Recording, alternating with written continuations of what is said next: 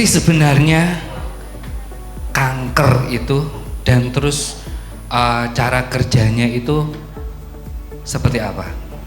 Oke, jadi kanker, kita ngomong dari definisi ilmiahnya dulu ya. Jadi kanker itu adalah sel tubuh yang dia mengalami mutasi genetik nih, sehingga dia akhirnya tumbuh terus, jadi dan susah mati. Tapi kalau kita ngomong definisi ilmiah aja kayaknya apa ya itu ya, kayak nggak masuk gitu. Kita bayangkan tubuh manusia itu seperti hotel ini ya, misalnya. Dan di hotel tuh kan ada banyak divisi ya, ada HRD, ada housekeeping, jadi ada FO juga ya.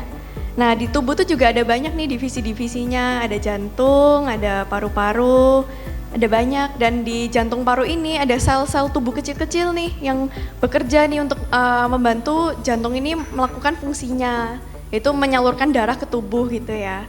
Nah sel kanker ini sebenarnya adalah sel tubuh kita, sebenarnya dari tubuh kita sendiri. Awalnya dia sel normal, kemudian dia mengalami mutasi. Contohnya misalnya kayak ada seorang karyawan nih, dia di divisi HRD.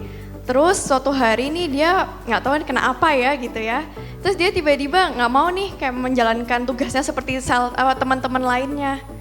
Nah dia maunya aku maunya beranak aja, beranak yang banyak gitu. Nah anak-anaknya ini dimasukin ke divisi dia juga nih. Dan anak-anaknya sama kayak dia, maunya beranak aja gitu. Akhirnya apa? Jadi banyak kan. Akhirnya dalam divisi ini akhirnya banyak banget nih anak-anaknya yang sama gitu. Nah ini sama kayak misalnya kita di paru-paru ya contohnya. Sel paru ini dia bertambah terus. Dia tidak menjalankan tugasnya tapi dia bertambah terus. Tapi dia juga, si orang-orang ini juga menerima gaji gitu. Dia menerima nutrisi dari tubuh kita. Makanya dia bisa bertumbuh terus. Akhirnya jadi apa? Jadi tumor. Oh, jadi tumor. Oke, jadi terus apa yang menyebabkan sel-sel ini marah tadi, Dok? Sehingga dia kayak oke, aku harus beranak nih, kayak gitu, berontak. Apa yang menyebabkan sih, Dok? Sebenarnya banyak sih ya penyebabnya. Kalau kita lihat definisinya kan mutasi genetik ya. Dari dalam dirinya ini ada suatu perubahan.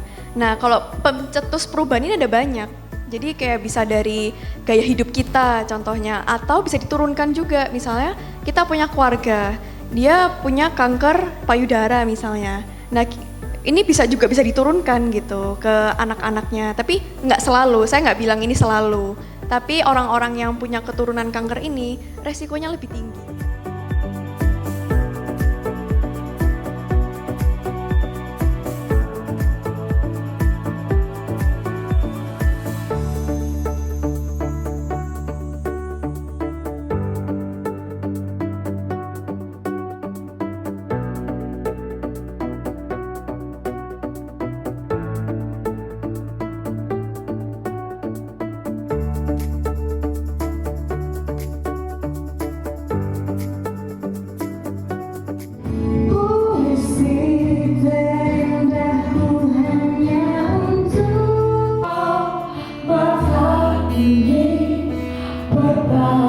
Cerita ku datang sahabat pagi jiwa.